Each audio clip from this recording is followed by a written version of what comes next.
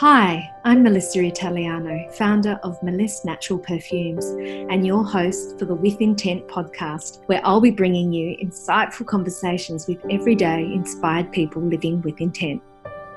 If you like what you hear, please give us a 5-star review, comment and share. Thanks and enjoy the podcast. Melanie Duffy is an astrologer, writer, and seeker of truth through energy medicine and meditation. Her first novel, I Am Lilith, was released late last year and has left readers mesmerised and inspired. In this podcast, Melanie shares her journey to bringing forth her destiny with the writing of her book and its theme of past and present struggles between the sexes and realisation of a truth in unity. We've tried not to spoil your discovery if you're yet to read the book, and hope you enjoy the podcast. Thank you for listening. Good morning, Melanie, and welcome to the With Intent podcast. Thank you for being here. Good morning, Melissa. It's really good to be here. Thanks for having me. Pleasure. I'm super excited.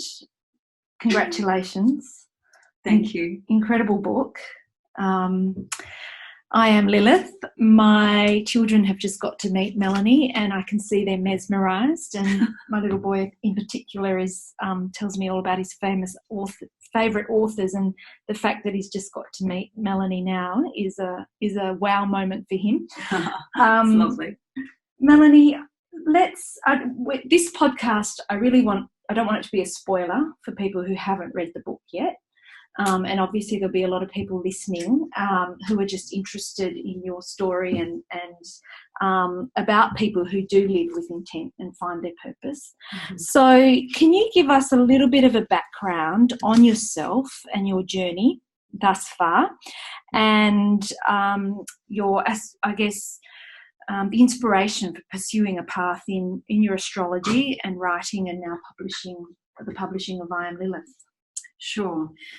Well, I made a very big turnaround in my life when I was 34 and I had my first son. So up until that point, I was on, I went to uni and I lived in London and I was very focused on my career in PR and working with the media, and I was like super intent on climbing the corporate ladder, and it made me feel special. And I just thought that was my path. And, I was married to the man I'm still married to, and we moved back to Australia and we had a house and I had a good career. And when I had my first son, and took time off work, I realized that, I think I was actually probably depressed, and I just felt incredibly empty, and realized that I'd achieved enough things to know that they weren't fulfilling me. And I just felt a huge calling for something, but I had no idea what. And I was very mainstream at the time. I didn't believe in energy or even in, there being a consciousness beyond, what I experienced in the normal day-to-day life.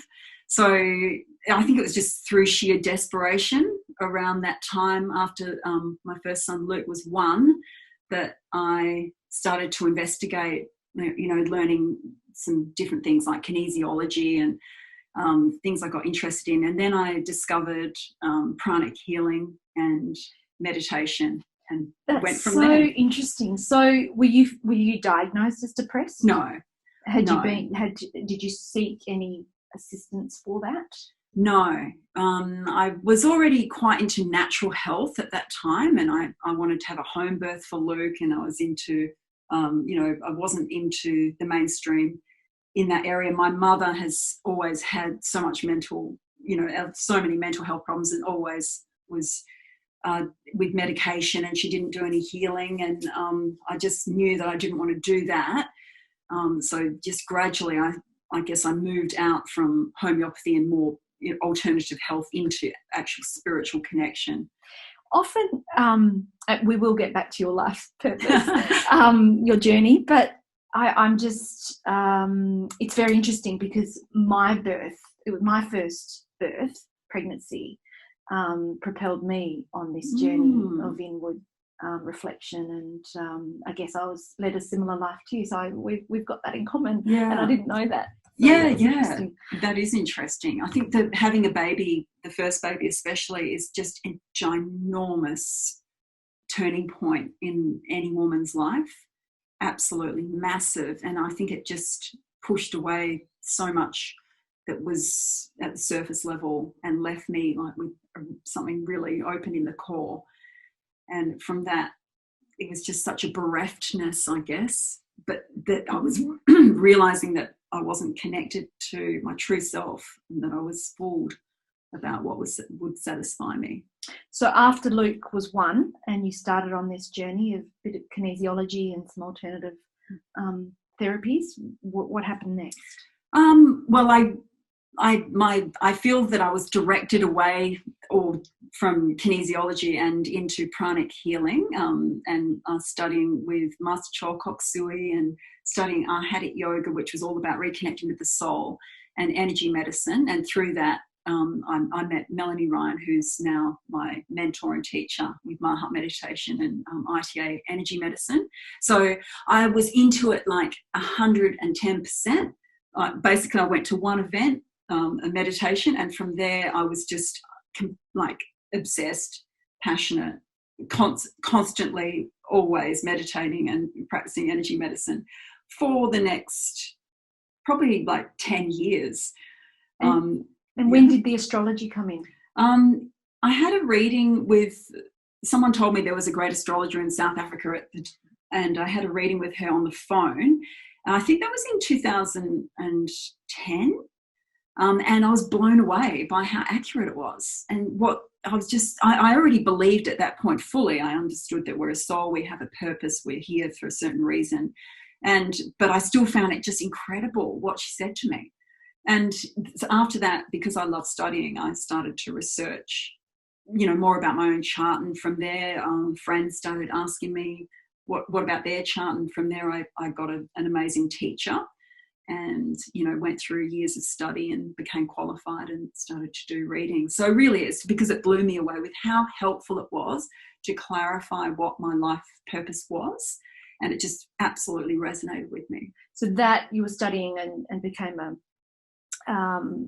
professional astrologer at the same time as the meditation journey? Yes. Yeah. And then collectively, when did the inspiration, and when did, I guess, your realization of your purpose come to the fore? Not for some time. So I knew that my purpose was a very spiritual one, and one that also involved communicating in kind of grounded, like accessible ways as well. But the clarity of it taking the form of a book did not emerge for some time. I had to do a lot of, self-alignment and exploration before I came to that. But I did always know, even since I was a kid, that I wanted to be writing, and I had sort of visions of writing on a typewriter and things when I was a kid. So I did always want to do it, and I could feel a real pull that I wanted to do something really significant, but I didn't really believe that it could be this up until 2017, which is when I started the book. So Melanie, who is Lilith? Well, Lilith is in Jewish mythology a woman who was married to Adam before Eve, and Adam insisted that she had to lie beneath him, and that she was inferior to him, and she refused that and left him, and then he married Eve. So because she was disobedient, and it was the beginning of the era of patriarchy, in my belief, she was exiled and demonized, like, for all of the things that they didn't like about women. So for her sexuality and for her empowerment with her fertility. So she was called an evil seductress, a demon, a vampire, a succubus, which means like just sucking the energy out of people.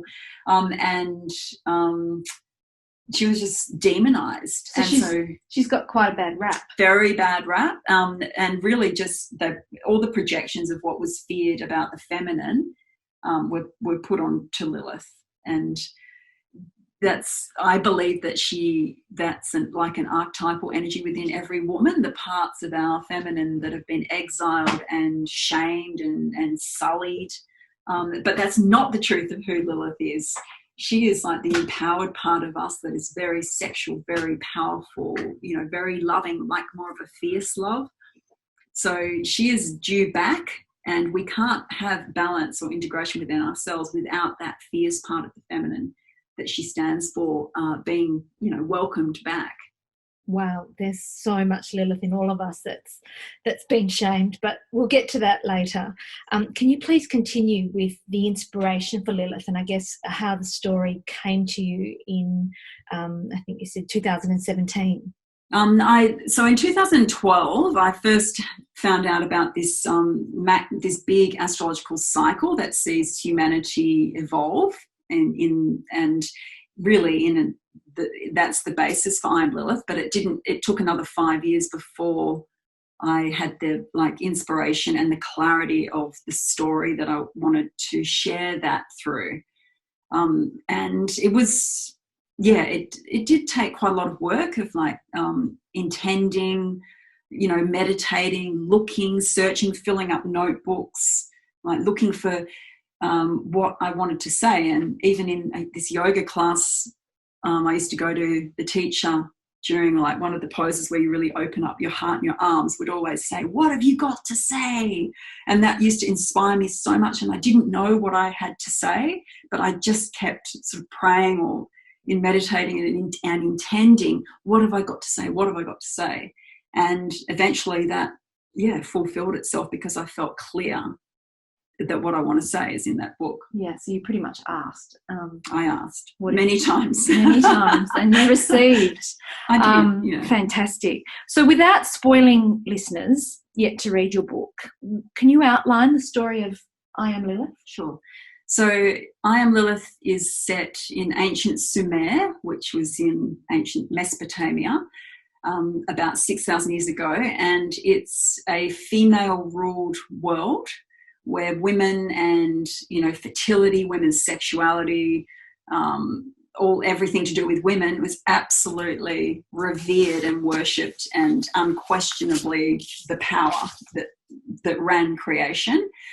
And it doesn't mean it was all nice, because that's one of the interesting things. It's if you do read, there are lots of books and sort of in fiction and non-fiction that when there was a matriarchal society, which many people believe there was, that it was all sweet and lovely and that there was no problems. And then, the patriarchy came along and, ruined it.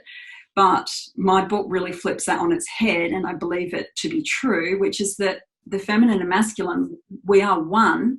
The feminine and masculine are just as powerful, and one isn't, less or, more tyrannical, or in shadow expression isn't worse than the other. They're equal. So in I Am Lilith, the female-ruled world is tyrannical and oppressive to the masculine. And so it really explores that, which is very interesting, because for the last 6,000 years we've been living in a patriarchal society where the tables were turned on that. So the book is set in a world where Lilith is the head of the female-ruled society, and males are stripped of purpose and of rights, and they see that they don't have any purpose except as workers, and they don't even acknowledge that males have a role in procreation. They just believe women fruit like pregnancies unto themselves, and that males don't even, their semen isn't even potent, and it's just a replication of mother's milk.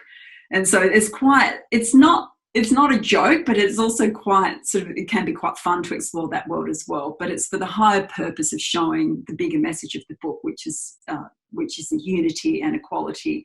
And yet it's kind of interesting to explore a female-ruled world. So what happens is the men start to get more and more angry, and rebellion starts to rise. And Lilith meets this man that she falls in love with called Adam. And she really wants to forge a better society, and she becomes more and more sort of heartbroken about the the suppression that she's heading up, really, even though it's like historic, and she wants to make it a better place and to bring men into a more equal position. And yet they fear this secret prophecy that men are going to take over and are going to repress women terribly. So they want to try and stop that as well. So she has this inner turmoil and this pull on her conscience to do the right thing. At the same time, she wants to protect her society from this future that they've seen in their magical priestess work of the future. And it's such a page turner. and it was quite confronting, those parts which you briefly described about the women actually, doing some pretty destructive things and demeaning things to the male. It was very confronting. I found it stirred a lot of good and bad within me.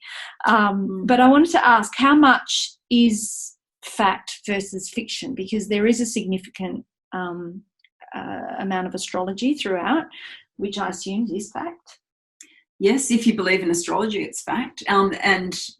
Because, there's an astronomical cycle, which is absolutely fact, as NASA would agree, of this 25,000 year cycle that the book is based on, which shows us how humans experience sort of one era where the feminine energy takes precedence, and then one era where the masculine energy takes precedence, and then we reunite into unity, which is happening right now.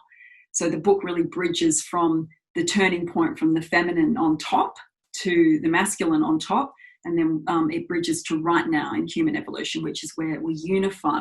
We've taken all we've learnt from believing ourselves separate. We've explored every sort of nuance of shadow and what that means, and now we're ready to reunite. That's really significant, because there is so much dialogue and energy around the female rising, and it's really interesting. And in my last podcast with Constance Hall, we actually breached on that, and I breached the subject of us needing to be equal. And your book is, do you want to explore or explain what your belief is around that? And I guess astrologically, what? Yeah. My whole life up until really an epiphany in 2017, just before I got the idea for the book and it all started flooding through, was that I've been like a raging feminist up until that point. And I was just devastated and enraged about all issues to do with feminism and masculine-feminine imbalance. And I was so angry and also so hurt, and I couldn't stop thinking about like all the witch burnings, and I was just really wrapped up in all of that. It was quite devastating, and I felt like a grief as well as an anger, and I felt that the feminine was sort of like all good and had been hurt by the masculine. And then I had this like gigantic, like absolutely body rushing like epiphany in a moment that we were just the same. And that like this whole, like you can't have in the unity or in the perfect yin yang of creation, you can't have one that's like good and the other one that's a victim, or, it was just like completely false. So I recognize that the feminine in shadow has plenty of powers and is just as dangerous in its own way. Of course, we all carry the feminine masculine within us. So the feminine in shadow, manifests more like manipulation, neglect, secrets. And it can also be, absolutely very cruel. And the masculine energy, manifests more in, yang, overt, like actual violence or physicality and structure and like power and control structures that are blatant and open, whereas the feminine is more secret. And so you'll see it in everybody and in all the world. So I wanted the book to explore through a story in quite, a literal world where the feminine was ruling, and it wasn't all in light, but there is plenty of light in there as well, like the beautiful sacred rituals, beautiful and authentic honouring of the feminine sexuality and fertility. And there is extensive symbolism throughout the book, which I loved. And being a fellow Mahat, there was I loved a lot of the references and I guess the gifts, the mind's eye, and all the gifts that Lilith and her priestesses would use, and the intuition. But I'm going to focus on scent, obviously, because of our purpose. Scent features heavily: patchouli, jasmine, cypress, juniper. Even the dog Fancy was scented with geranium. Why did you choose to focus so heavily on scent, and how did you match scent to the characters and the scenes, etc.? Scent is an incredibly important part of the Venusian energy. So Venusian meaning, Venus. So the beautiful, sensual, like goddess Venus energies. So, scent, sensuality, touch. So scent just was inherently always going to be key in creating this beautiful, exotic world that in the light aspects that the feminine is ruling. And they're always making perfumes and creating like perfumes is like as you've seen, the book is like greatly revered as like a key artistic expression. So scent absolutely had to be there in this Venusian world. And how did I match it? Well, Lilith especially wears patchouli, and patchouli for me, it's just such a like mature, super, super sexy, powerful, deep, rich, rolling smell. And it seems, I don't know, I just associate it with like women, like not girls, but women. And I just felt to me like the energy of Lilith. So interesting, because patchouli is a bass note. So it's a very grounding note, and gives durability. And Lilith is, although she's very grounded, although she's very spiritual and in touch with her intuition, and she's very grounded in her approach. Yeah, so it makes sense that she wears patchouli, actually. Yeah, it's really solid, isn't it? Very but solid. Also super sexy. Yes. Yeah.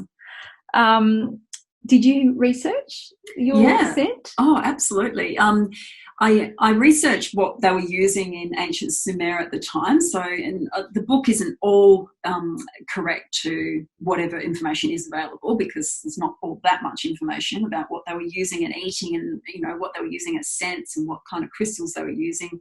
But where I could, I've tried to draw out what they were using.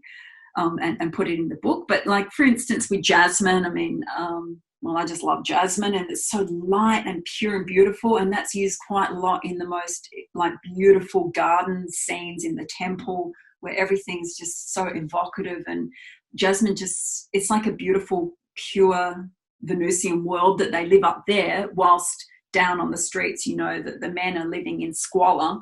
And it was almost like, I don't know, like it just helped set another world. It sure did. The jasmine and smells of wisteria even.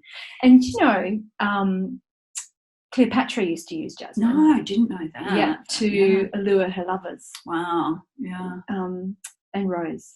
Jasmine and rose. Oh, love them. Yeah, I love those smells. And rose, of course, is used as well by the retired high priestess. Manna. That's right. Yeah, as like, to me, like the ultimate heart energy and the really evolved energy that she carries. So much wisdom. And on the subject of symbolism, which is some of it's explained in the afterword of the book, but snakes also feature heavily. I'm fascinated by the snake references, as I frequently experience snakes in my realm, and I'd like to know what they signify. So you've got the snake entwined around the triangle and the heaven and earth symbols on the front of the cover, the vipers that kill the heretic. They're on the snake symbol on Lilith's staff, her cuffs. There's plenty more. Yeah. Can you share? Sure. Well, the snake is a symbol of, spiritual connection, like the Kundalini serpent rising up. And it's very significant that the snake, has its whole body in contact with the earth. So it's like a symbol of being very much on the earth. And as it rises, through spiritual unification, the Kundalini serpent up to the crown chakra, it's like going from the earth to the heavens. So it's like a symbol of heaven on earth. And like in Lilith, she's got her beloved, beautiful green python called Yasmin that she adores, as you know, and she's called Sky Snake because she's like a representation of heaven and earth. So she's from the ground, but she lives up high in the temple. So it's like a symbol of, being able to master the earthly realms up to the heavenly. And the second really major reason for the snake focus is that there is a 13th star sign called Ophiuchus, which I believe your star sign is if you apply the 13th sign system, because Sagittarians, born especially a little bit later degree Sagittarians like yourself, when you apply the 13 sign system, they become an Ophiuchus, which is the snake. Oh. And it's the snake that means the master of duality. So the master of shadow and light, the master of heaven and earth. So the snake, and in the book, and I believe this to be true, as do many astrologers, especially more spiritual astrologers, believe that it was stripped from the system as the patriarchal era took hold, and and it's all connected with the 13 energy, and and of course Lilith is one of 13 priestesses. There are 13 lunar months in a year. The whole thing of the 13 and connection with not just feminine wisdom, because Ophiuchus is about unifying the two polarities, masculine, feminine, light, dark, any sort of opposite. So the snake is incredibly significant as a symbol of unification and mastery being a key word of the opposites of duality. So interesting, because that's really what I'm trying to master, within myself, the emotions, the masculine, feminine, and also the lower and emotions. And I have we have pythons on our doorstep all the time. And when we're in Margaret River, and there are a lot more snakes around, but I have them literally come up our deck, and the kids will be like, "Mom, there's a python, in my little flower pot." Love it. A couple of times, 3 times a year at least. Wow. And at major times in my life, I've seen them. In being out on a run, and bang, there's a snake. And anyway, I find it really interesting. So thank you for explaining that. Yeah. I need to keep trying to master.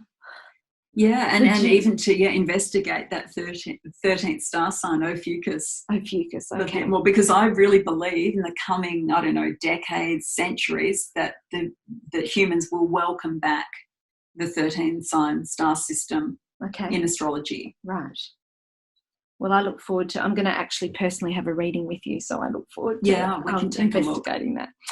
Now, the book is quite saucy and at times quite shocking, which we alluded to earlier.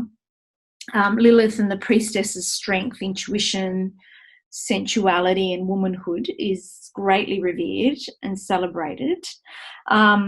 And as I said, it did stir a lot of energy in me. What feedback are you receiving from your readers? Like, what are people saying to you once they read this book? The sexuality and the world where there is just no such thing possible as sexual shame, menstrual shame. It's just completely not in the energy of the book or in the energy of that world. And the feedback I'm getting is that it's similar to what you're giving, which is that it's stirred some incredible awakenings. I've heard some women have come to me personally and shared some incredible stories about what they've felt in their own womanhood, their own sexuality, realizations of things. So women are especially enjoying one of the earlier scenes in the book, which is a sacred full moon, beautiful, celebrated, pure, wholesome, super, super sensual and sexual and just beautiful. That is the truth. And it's like the demonization, and how Lilith, I mean, I don't know if listeners will realize that Lilith has been called the darkest demon and the mother of all vampires and the baby killer and the evil seductress, a lot of it about her sexuality. It's like it's being demonized because it carries our power and our divine connection. So in the book, that world, as you know, is only about that beautiful purity. So it's really stirring women's sexuality, and a lot of women are telling me very personal things that I just love hearing. Well, I've got something personal to share with you after this as well. Oh, great. It just stirred that within me. Bring it on. That's wonderful. Look, it's definitely, I have been recommending your book to, and I think whether people are on a inward spiritual journey or not, I think they will connect to this book. I do too. I think there's enough entertaining story through to, whatever elements you want to draw out. That's the other feedback I'm getting from people. There's usually something in it in particular that's speaking to them. But yeah, you can read it as a very deep spiritual book, or even, just to explore a different world. We've talked about connecting with Lilith's energy. And I felt disappointed, and I'm not going to spoil it for people, but I felt disappointed when she lost and went into the shadow, because she does go into the shadow in a very big way. Why did you choose for her to go down that path? She had to. So I feel that I didn't choose it. I feel that that's what happened. So when it's like, as part of this big evolutionary cycle where the feminine was on top and then the masculine was on top, she took the fall really as, like, I think, as a sacrifice, where she would be denied, exiled, hated, feared for eons. So it happened. So that part within the feminine energy that's unpalatable, unwelcome through the patriarchy, she signifies that. True. So it has been very painful, but now the time is here, like the energy is here, that she's back, and that's why I use #Lilith is back. So back within every woman, back within every man too. So she had to take the fall. She did take the fall as an energy expression, but that's done. The rise is here back into equality. There's so much in this book that we could dissect, but we're not doing that because this isn't a book review. That's for another time. I'm going to read, because I just want to touch back on, because the message is so strong about unity between men and women, and one not being more dominant of the other. And in your afterword, you've written, under the section about what Lilith symbolises, you've said, the illusional era of masculine or feminine being on top or made of this womb or that penis is over. They can never be separated. The true nature of the masculine is to cherish the feminine and her boundaryless, dynamic, creative nature, and her true nature is to adore his structure, his focus, and how he forms the banks that shape her wild river. They are creation itself and exist within every form, every creation, every moment. I highlighted that in my book because it was very relevant to me, because that's what I'm trying to achieve within my own personal marriage, and I think people who are listening will really, relationships can be quite challenging if there is this power struggle going on. And I think the reminder that we need to revere our man for some of those qualities is really important. Yeah, just like they too. Need to, and I had that discussion with my husband, and thank you for this book because it really triggered it to remind me to say, you do need to appreciate my creativity, and which can be frustrating at the same time. So yeah, absolutely. I feel the same, of course. And even that instinctive feminine intuition that is so not based on a grounded experience, but it's like a knowing, and it's so deep and sensitive and raw. It's like, it's just last night saying to my husband, and he is amazing at that, but saying you must listen to this intuitive, raw, sensitive knowing that I have about something that's currently going on in our life. And it's like a real grief if it's not honoured, and especially when we feel it ourselves and turn away from it. Those knowings. Totally. It's like, it's so incredibly important. Yeah, and I do think that we have to realise that within ourselves first and foremost. And then I have had the privilege of observing you and Wayne, and I know Wayne's been on Mahat retreats and is very much sharing the meditation journey with you. Completely, yeah. Which seems very, very special. Yeah. He's completely sharing the feminine masculine journey that we're on and the spiritual journey, and he's been a major part of supporting the book. Some of the amazing ideas that are in the book come from Wayne, so right alongside he's been standing with me, and he's also very tuned in to the feminine energy, and I needed that in order to bring this book about.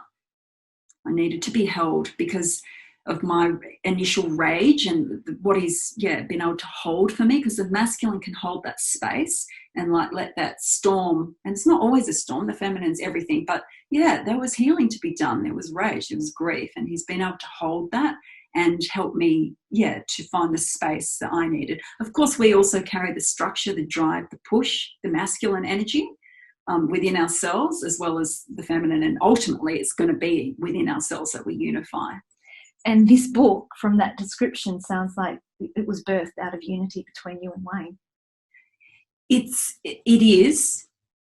The book is still delivering that full unity, because I don't claim that we're in full perfect unity, but we know what it is and we're actively working on it, and the book is like it's massive grounding of that, and we're still we know what it is, but is it perfect? No. Well, we can only strive for it. Yes, right? yes. Now, what advice, I mean, you've described this book as your life's purpose, yes, or the start of your life's purpose, along with the creation of your babies, I'm sure, and a lot more. But what advice would you give to listeners out there how to find and know their purpose? Well, to look and to actively seek, if people, whether it's using intention or whatever methods, whether it's meditation, prayer, intent, and just like walking around, well, it's what I did, saying, what have I got to say? What have I got to say? Sometimes listening to music and getting that passion when you feel so alive, and like just really calling out to like the universe, and I guess we're one with the universe. What have I got to say? Or if it's not saying, because your purpose may not be saying something, it may be doing something, or carrying an energy, or having an amazing relationship through to a business. Who knows? I believe that astrology can help you to get the gist of your life purpose. Will it tell you exactly what you'll do? No, but it will give you the direction and the gist, and it can really sort of give you a bit of structure within which to explore more of what your soul's here to do. And what about being present? Being present, well, in order, to receive and to connect with your soul, and its purpose, you definitely need to be present. And that presence, for me, can range from, like I say, like the sort of joy of dancing and feeling like incredible joy, through to stillness in meditation, through to just walking around in nature. And it's certainly putting my phone down, and being present is absolutely crucial. You can't hear your soul without that. Beautiful. Now, I know you've experienced Melis Sense. Yes. Getting back to Melis. And you came to the launch, actually, which I was very grateful for. Do you have a personal favourite? My personal favourite, I love Melis perfumes and the energy in them and the smells and everything about them. My favourite at the moment, because I've changed, is the new Nativas blends, and I just love them, and I love the whole experience of them, not the smell, the way I feel, the complexity in the smell, and I adore the beautiful art with the packaging, the whole experience of the perfume I just love. And isn't it interesting, because they change for me too all the time, and a lot of people who connect with them, they say, they start out with one favourite and then they and that's when I believe scent chooses you. Your subconscious knows what it needs, and the ingredients and the plant matter chooses you for where you're at that point in time. Yeah, I totally agree with that. Even, from moods through to different phases, we have our scents that we're drawn to. Thank you. Or that choose us, yes. Yeah. Now, we need to sort of close, but I just wanted to provide opportunity for you to add to our conversation anything that you feel is important for our With Intent listeners to know about you personally, your journey, and or I Am Lilith. Main thing for right now is that the time is really truly here, like astrologically, spiritually, like energetically.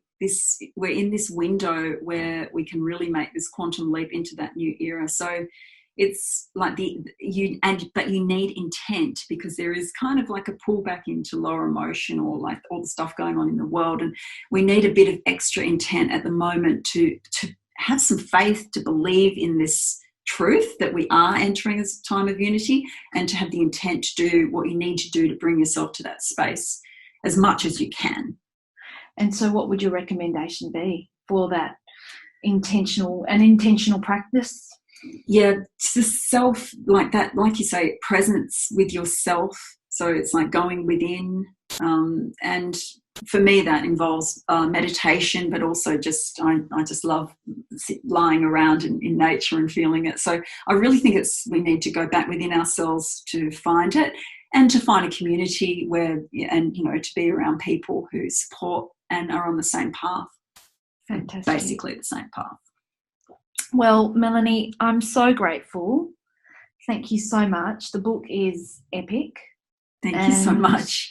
I have no doubt that it is going to be a bestseller in time as more and more people connect to it. And so thank you. Thank you for bringing your truth to this world and to the With Intent podcast. Thank you so much, Melis.